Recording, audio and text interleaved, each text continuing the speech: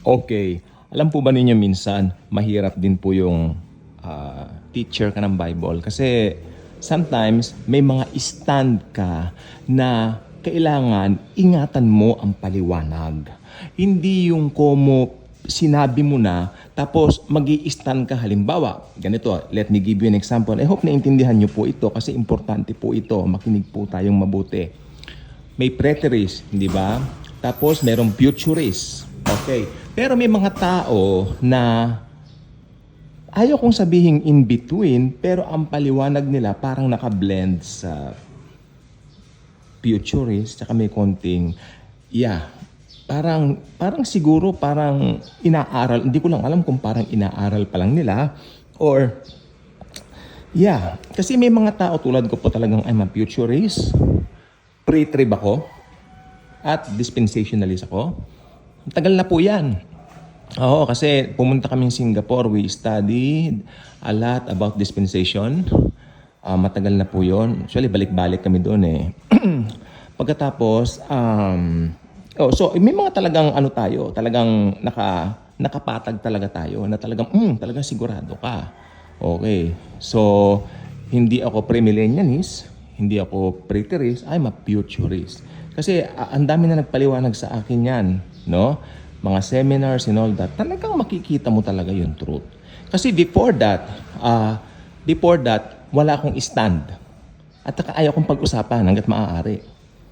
Oo, gugulo tayo eh kasi more on dapat sa blessing, sa grace of God.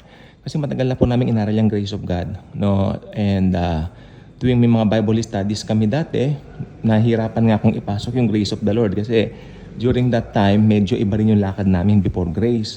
Nandun pa yung pumapadyak-padyak pa kami, pinipilit namin ng Diyos, no? Hindi namin alam na blessed na kami. Pero nung pumasok po yung grace, gumanda po ang lahat.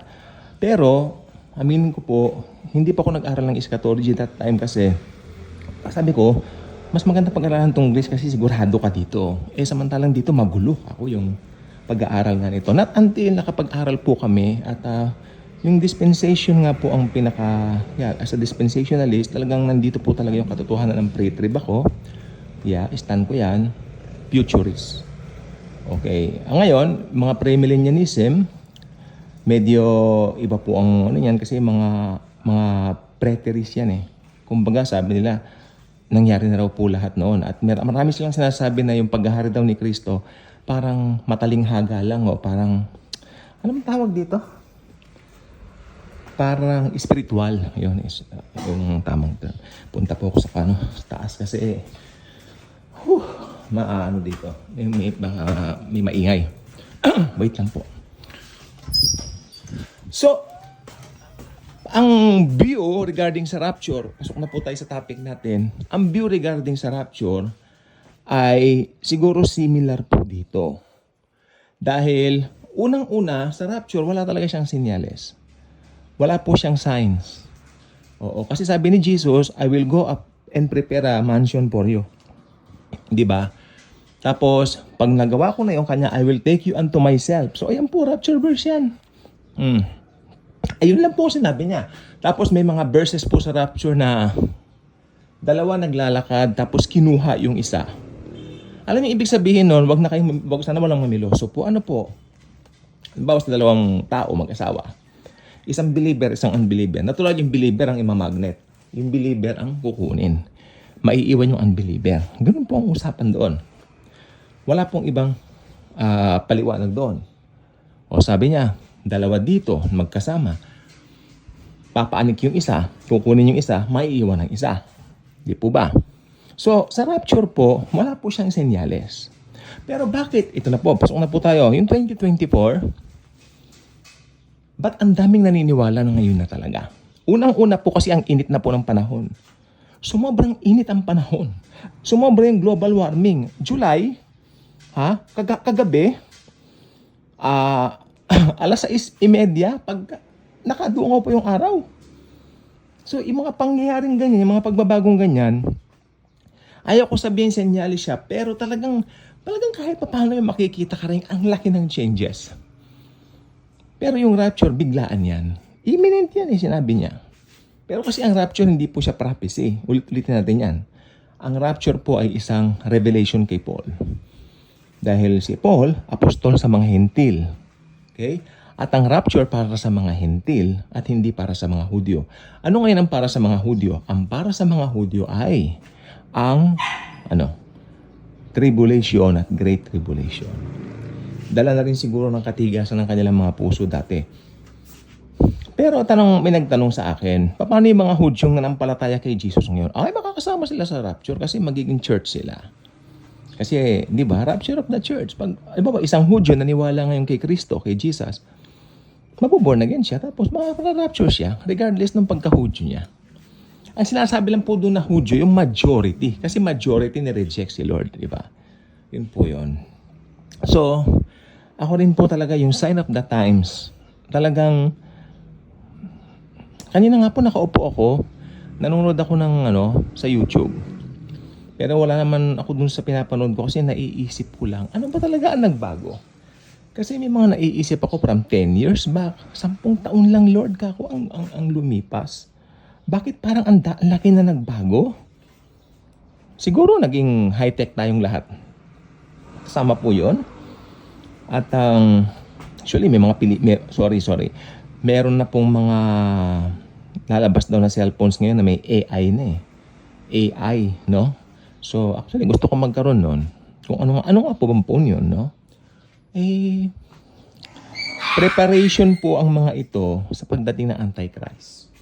Para po sa akin. Yun pong pagdating ng Antichrist, kasi sa tribulation yon, may mga signs yon. Ang may signs pala, ang second coming. Isa sa mga signs ang Antichrist, third temple, abomination of desolation, di ba? Mga ganyan. May signs ang second coming. Pero itong rapture, wala po siyang senyales. Pero tignan nyo naman, mainit ang panahon, ganyan-ganyan. I'm not saying na science yan, pero habang tumatagal, umiinit ang panahon. Pangalawang nakikita ko po, diwa ng mga tao nag-iba. Mga bata ngayon, hindi na po kagaya namin dati. Pinagmamalaki ko yung generation ko, siyempre. Noong mga bata pa kami, ibang-iba. Naglalaro kami, involved ang mga katawan namin. Yung physical na katawan namin, nagtatakbuhan kami, nagkeketchingan, di ba? Tawag dito, naglalaro kami ng football, ganyan, soccer, di ba? Involved ang mga katawan natin. Yung physical, bodies natin, involved. Kaya mas malalakas ang katawan natin kumpara sa mga bata ngayon. Yan po naman ay pawang katotohanan lamang. At saka ano pa nakita natin? Ayun, marami na raw sinihan ngayon na nagsasara kasi hindi naman nauso ang sine. Alam niyo po ba, napakaganda po ng sine kasi actually bago kami naulila, mga magulang namin, nakapanood pa kami ng mga sine, magkakasama kami. So ngayon nakakalungkot, wala na, hindi na ganun kalakas ang industry ng sine. Siguro meron pa yung mga lang dito, pero malungkot na, hindi na kasing lakas dati. Marami ng sinihan dito sa Avenida ang nagsara, na malungkot kasi dyan ako dinadala ng aking mga parents nung maliit pa ako. Tapos sa SM, nanonood kami dyan. Ayun pong gusto kong sabihin po sa inyo. At maraming mga pangyayaring nagbabago. Pero yung diwa ng mga tao, yan po. Ang rapture biglaan po. May nag-comment dito, sabi niya, sana rapture na. Siguro hirap siya sa sa buhay niya, siguro sa finances, o hirap siya sa, I don't know kung anong klaseng bumabag-abag sa kanya, siguro emotionally, something, no? Iba-iba po ang dahilan ng tao, bakit po nasasabi nila na sana mag-rapture na. Pero itong gusto ko sabihin, magra-rapture sa kalendaryo ng Diyos, ni Jesus. Hindi po sa kalendaryo natin. Well, kung tatanungin, pinakamaganda pong mangyayari sa atin, ma-rapture na po tayo. Dito, marami ka pang pagdaranasan na marami ditong kalungkutan sa mundo, maraming mga bagay na, katatakutan ka. Diba? Pero, Jesus is with us. Alam naman natin yon. At ang biyaya niya napakalakas. Sabi nga, greater is He who lives in us than He who lives in the world. So, Rapture 2024, and I'm hoping mag-rapture na. Kita-kits na lang po tayo niyan doon. Okay. See ya. And Jesus truly loves us all. Hopefully, rapture na.